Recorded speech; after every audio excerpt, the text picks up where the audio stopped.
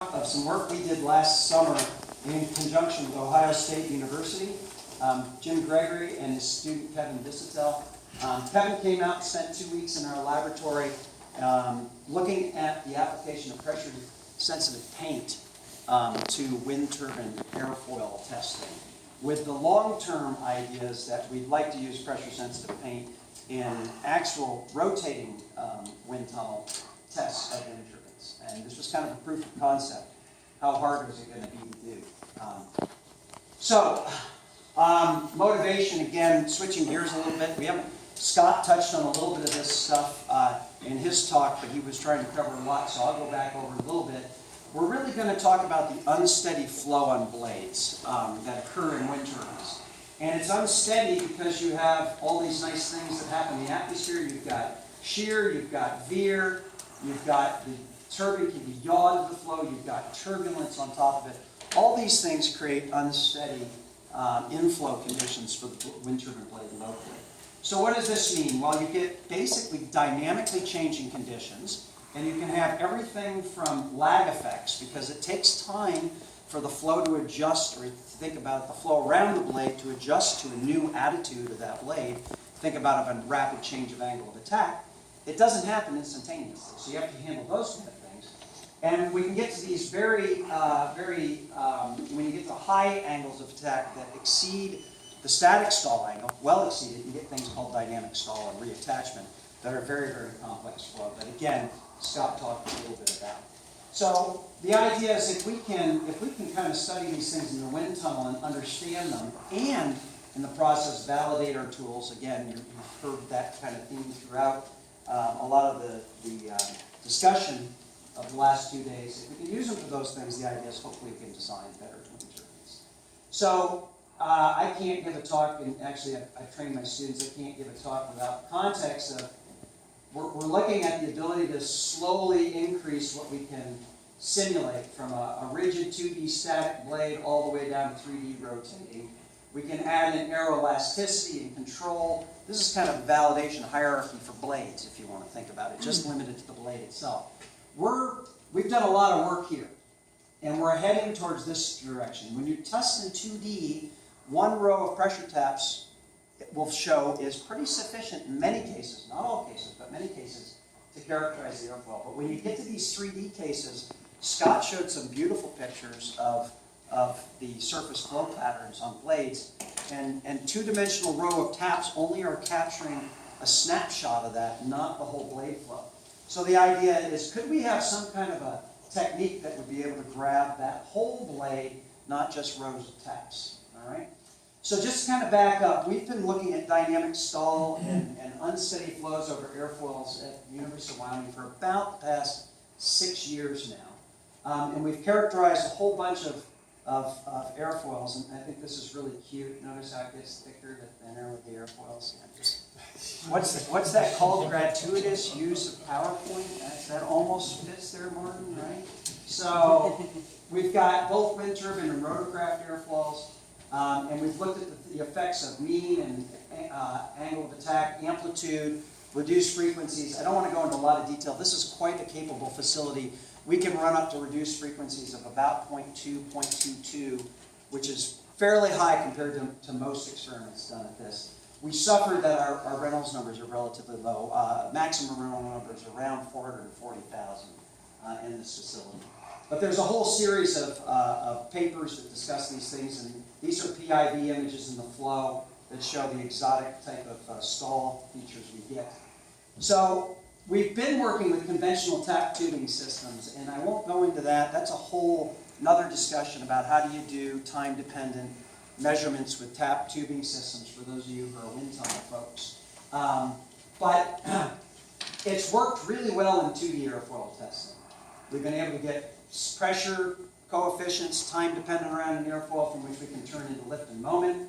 But really, how do we take this to 3 dimensions? That's the real question. If we go to a 3D blade, those two-dimensional taps are only part of the information. So the objective of this work really was to look at how can we demonstrate that we can use pressure-sensitive paint, which has been used now for, gosh, I'm trying to think. I've been at Wyoming for 20 years, so They were using pressure-sensitive paint at NASA Ames regularly when I was there 20 years ago.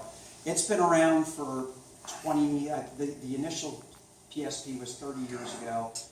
Started to become used widely about 20 years, 25 years ago. So it's been around, but of course it's not a trivial measurement to do. It's got some tricks to it, like all measurement techniques. So what we're going to do is we're going to do a proof of concept on our 2D pitch oscillating blades. It's nice because we already have the pressure measurements from the pressure tap tubing systems that we can compare to and evaluate, does it work?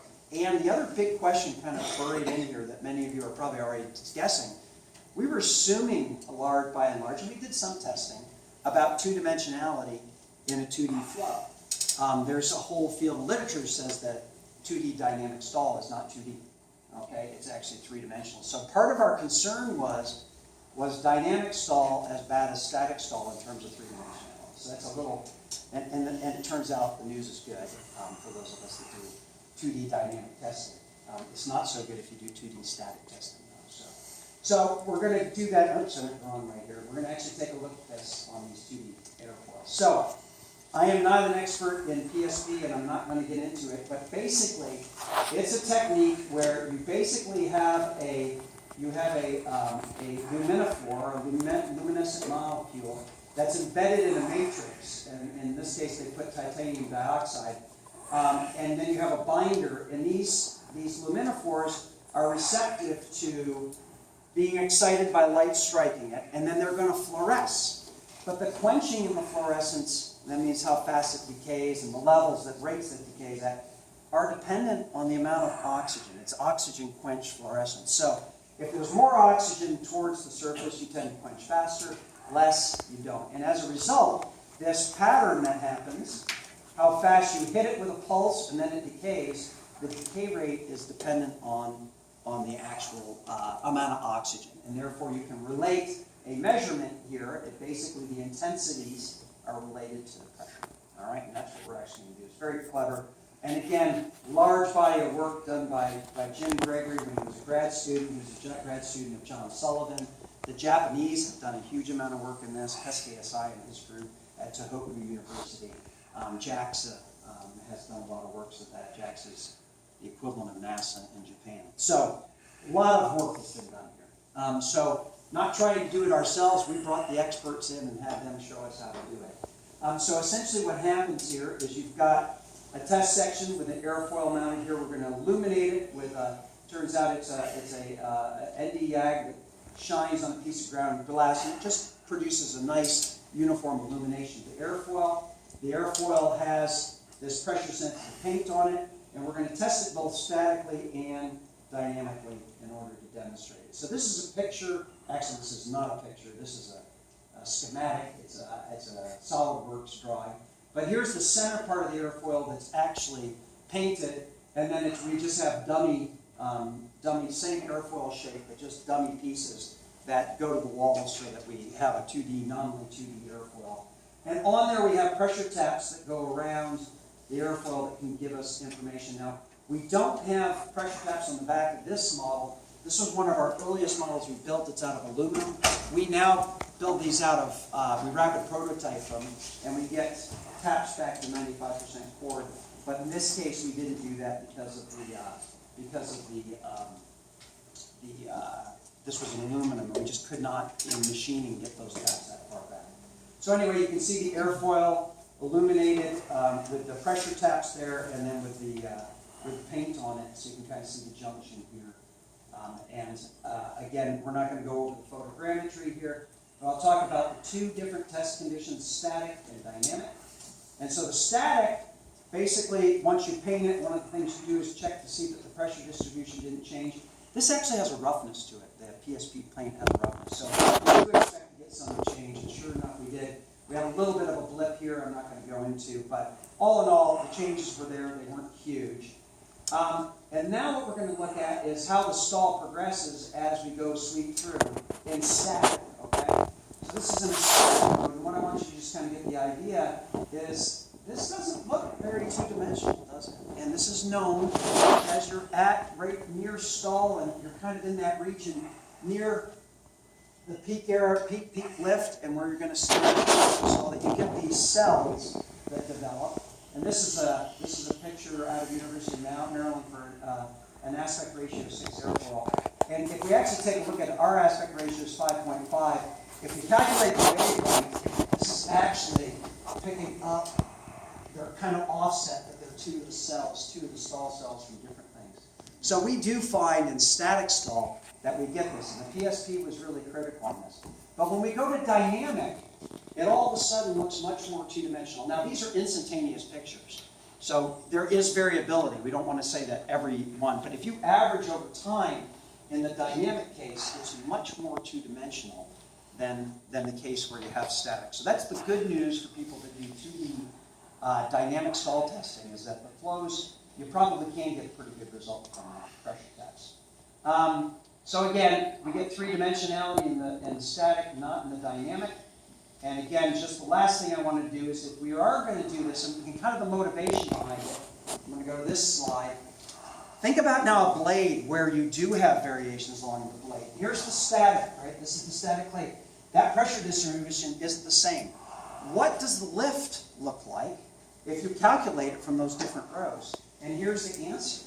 You get a different CP distribution depending on which one of those rows you pick, assuming it's two-dimensional. So you need to have a 3D image to really do this. And here's the actual lift variation at different angles of attack. And what you can see is it's quite significant. Now, we picked the worst case here, but this wouldn't be worst case in a three-dimensional blade. This is going to be typical in a three-dimensional blade. So anyway, conclusions are 3D blades, you need 3D testing, and would be ideal. And really the combination of pressure taps and PSP will make for a really good way to be able to determine loads on airfoils in wind tunnels. Going outside is going to be tough. PSP is not environmentally friendly in the sense that it needs a dark laboratory with illumination, things that are tricky. But I won't say impossible. And with that, I'll take questions if I have time.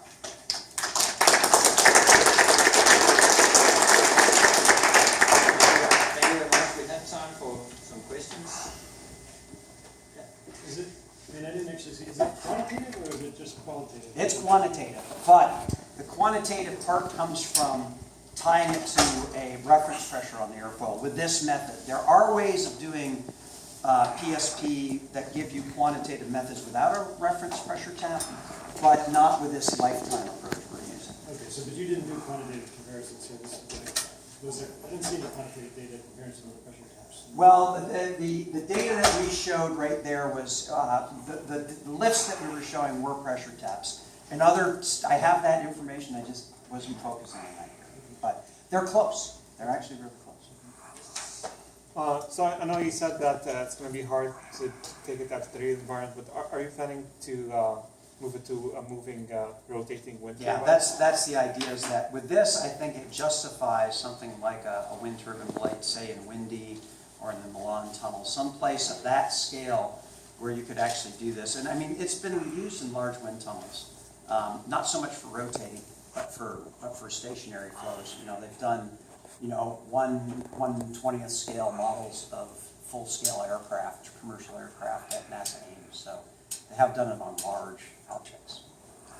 But that's exactly where I think we need to go. So you mentioned that it's basically sensitive to the change in the oxygen level. Yes. So how you control the oxygen? You don't. The pressure controls the oxygen level, right? So the partial pressure of the oxygen will vary with the local pressure. So it's the total. It's just that you're only sensitive to the partial pressure of oxygen, but as your pressure drops, so does the partial pressure of oxygen. So you're actually measuring that if you want to. So I think we need one last question, and Berto. Thank you. I didn't understand exactly that you have a frequency response of that, so you can go after go back to dynamic behavior, and Right. which is the dynamic? What is the dynamic response?